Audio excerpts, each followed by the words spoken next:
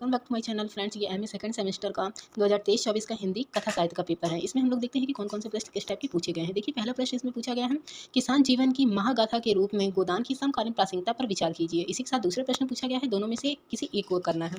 दूसरा पूछा गया है, संपूर्ण उपन्यास में गाय की उपस्थिति गोदान की कथा को नियंत्रित करती है। इस कथन के आधार पर गोदान में गाय के महत्व पर प्रकाश डालिए। दूसरा प्रश्न पूछा गया है, बाणभट्ट की आत्मकथा में नारी चेतना की अभिव्यक्ति भारतीय दृष्टि से प्रस्तुत की गई है, विचार कीजिए। और है, बाणभट्ट की आत्मकथा के औपन्यासिक शिल्प की विशेषताएं रेखांकित कीजिए। मनोवैज्ञानिक उपन्यास के रूप में शेखर एक जीवनी पर विचार डालिए। शेखर एक जीवनी उपन्यास के ढांचे में आत्मकथा है, इस कथन की सार्थकता पर विचार कीजिए। महाकाव्यात्मक उपन्यास की उपेक्षाओं को झूठा सच कहाँ तक पूरा करता है, मूल्यांकन कीजिए। झूठा सच के आधार पर यशपाल की उपन्यास कला पर प्रकाश डालिए।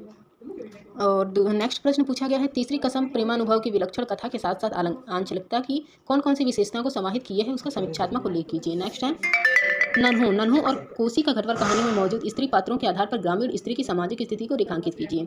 भोलाराम का जीव या तिरछ कहानी की वस्तुगत यथार्थ के उद्घाटन में उसके कथा शिल्प की भूमिका का मूल्यांकन कीजिए। कहानी कला और यथार्थ की सामाजिक सार्थकता में कफन गहरे नेतार्थों की कहानियां मूल्यांकन कीजिए। चीफ की दावत स्वातंत्र भारतीय मध्य वर्ग की अवसरवादिता और विकटित मूल्यों को विश्वसनीयता से उभारती स्पष्ट कीजिए। और पूछा गया है, इसमें क्या करना है, निम्नलिखित में से किसी 4 अवतरणों की संदर्भ और प्रसंग सहित व्याख्या करना है। पहला पूछा गया, वैशाख तो किसी तरह कटा मगर जेठ लगते लगते घर में अनाज का एक दाना ना रहा। 5-5 पेट खाने वाले और घर में अनाज नदारद, दोनों जून न मिले। 1 जून तो मिलना ही चाहिए, भर पेट न मिले, आधा पेट तो मिले। निराहार कोई के 3 रह सकता है, उधार ले लो तो किससे।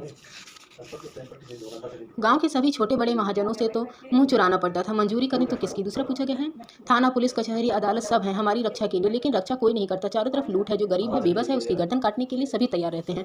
यहाँ तो जो किसान है वह सबका नरम चारा है, पटवारी को नजराना और दस्तूरी ना दे तो गाँव में रहना मुश्किल। जमींदारी के चपरासी और कारिंदों का पेट ना भरे तो निवाह ना हो। थानेदार और कांस्टेबल तो जैसे उसके दामाद हैं, जब उनका दौरा गाँव में हो जाए तो किसानों का धर्म है कि वह उनका आदर सत्कार करे, नजर नाजायज दे, नहीं तो एक रिपोर्ट में गाँव का गाँव बन जाए। तीसरा पूछा गया, बहुत छुटपन से ही मैं स्त्री का सम्मान करना जानता हूँ। साधारणतः जिन स्त्रियों को चंचल और कुलभ्रष्टम माना जाता है उनमें एक दैवी शक्ति भी होती है, यह बात तो लोग भूल जाते हैं। मैं नहीं भूलती, मैं स्त्री शरीर को देव मंदिर के समान पवित्र मानता हूँ। चौथा पूछा गया है, राजगठन सैन्य संचालन मठ स्थापना और निर्जनवास पुरुष की ममताहीन मर्यादाहीन श्रृंखलाहीन महत्वाकांक्षा के परिणाम है। इनको नियंत्रित कर सकने की एकमात्र शक्ति नारी है। और नेक्स्ट पूछा गया है, ईश्वर है कि नहीं, लेकिन जिस ईश्वर के होने ना होने को हम समझ सकते हैं, जिसको निर्गुण निराकार अप्रमेय सब कुछ कहकर भी जिसके बारे में हमारा मस्तिष्क से इतनी क्षमता रखता है कि उसके होने को अपनी मुट्ठी में कर सके, किसी अर्थ से कह सके कि वह है, उस ईश्वर के होने ना होने से क्या। ईश्वर यदि है तो वही है जिसके बारे में यह भी नहीं कह सके कि वह है, जो हमारे विश्वास के वृत्त से भी बाहर है। आत्मकथा लिखना एक प्रकार का दम्भ है, उसमें यह अहंकार है कि मेरे जीवन में कुछ ऐसा है जो कथनीय है, देह है, रक्षणीय है और स्मरणीय। हो सकता है कि ऐसा हो, किंतु व्यक्ति स्वयं यह दावा करने वाला कौन होता है। भूसी स्वयं नहीं कहती, यह देखो मेरी कोख में प्राणद अन्न है, वह अन्य दूसरे के देह में बल बनकर बोलता है। अगला पूछा गया है, अगर धर्म या संप्रदाय के विश्वासों की प्रतीकता के बावजूद हिंदू मुसलमानों के सामाजिक संबंध होते हैं तो आपसी झगड़ा कितना कम हो जाए। वास्तव में हिंदू या मुसलमान सांप्रदायिक विश्वास को ग्रहण करने का कुछ अर्थ भी तभी होगा। अब तो जो जिस घर या विश्वास में पैदा हो गया वहीं बन गया। सांप्रदायिक विश्वासों का भेद जातियों का भेद बना दिया गया है। उस रात और अगले दिन तारा का मन बहुत भारी रहा, सोचती रही, उसे केंद्र बनाकर अच्छी खासी घटना हो गई है। बात फैल जाती तो मुसीबत हो जाती। कोई पुरुष चाहने लगे, स्त्री की अच्छी खासी मुसीबत है। किसी स्त्री को कोई चाहने लगे तो बदनामी स्त्री की। स्त्री पुरुष अपराध करे तो दंड स्त्री भोगे, परीक्षा हो तो वह भी स्त्री की हो। 100-125 वर्ष पहले की बात होती तो रीन जाने वाली सूरमा स्त्री को उठाकर चल देता। आखिर वह गधा अपने को समझता क्या है। तीसरा प्रश्न पूछा गया है, निम्नलिखित प्रश्नों के अत्यंत संक्षिप्त उत्तर कीजिए, यानी कि 1 नंबर का एक प्रश्न। पहला प्रश्न पूछा गया है, महाराज घर में न गाय है, न बचिया, न पैसा, कि यही पैसे हैं, यही गोदान है। गोदान के ठीक अंत में यह कथन किसने किससे कहा है। दूसरा पूछा गया है, गोदान में मेहता किस विषय के प्रोफेसर हैं।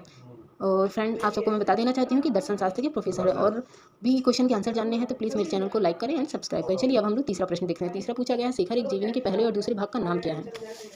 यदि आप सभी को पता है तो प्लीज़ कमेंट करें। अगला प्रश्न पूछा गया है, बाणभट्ट की आत्मकथा के अलावा हजारी प्रसाद द्विवेदी के 2 अन्य उपन्यासों के नाम लिखिए।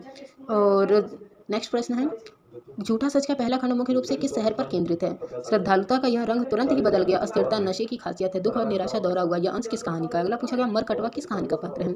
लतिका किस कहानी की एक स्त्री चरित्र है। कहानी नई कहानी नामक आलोचना कृति के आलोचक कौन है। पेट्रोला नामक जगह का जिक्र किस कहानी में आता है। फ्रेंड्स, अगर आप सभी को इन सभी के आंसर पता है तो प्लीज़ कमेंट सेक्शन में बताएं, नहीं तो इनके आंसर देने के लिए मैं नेक्स्ट वीडियो जरूर बनाऊंगी।